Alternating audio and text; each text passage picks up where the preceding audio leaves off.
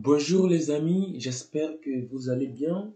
Comme d'habitude, on se retrouve aujourd'hui sur la chaîne Réussi à déchiffrer les maths. Et dans cette vidéo, nous allons ensemble résoudre l'équation donnée par x puissance 10 qui est égale à racine carrée de 5. Alors on va procéder par un changement de variable. Posons t qui est égal à x puissance 10. Donc, on a un changement de variable.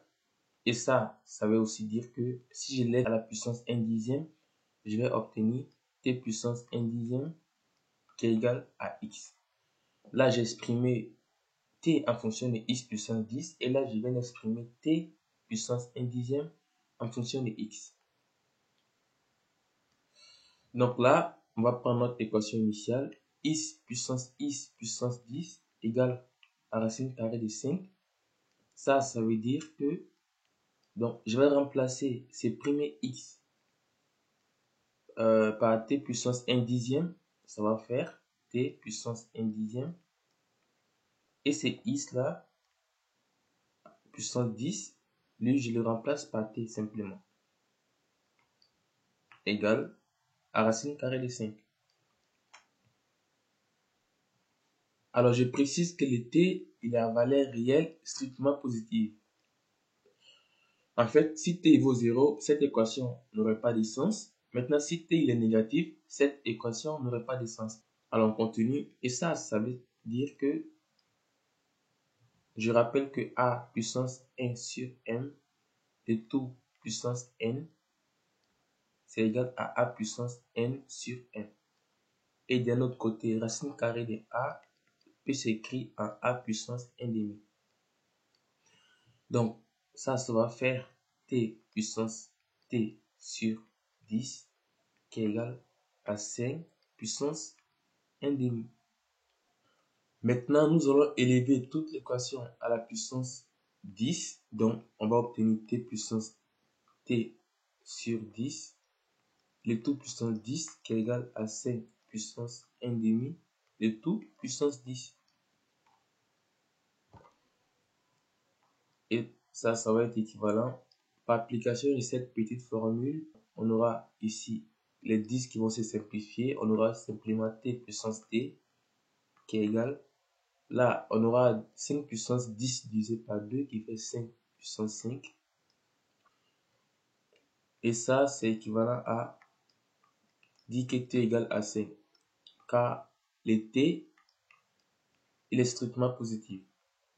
En fait, on peut justifier cela avec un argument d'analyse. Si on suppose que le t, il est différent de 5, alors ça veut dire que nous avons deux cas de figure. Soit le t, il est plus grand que 5, soit le t, il est plus petit que 5.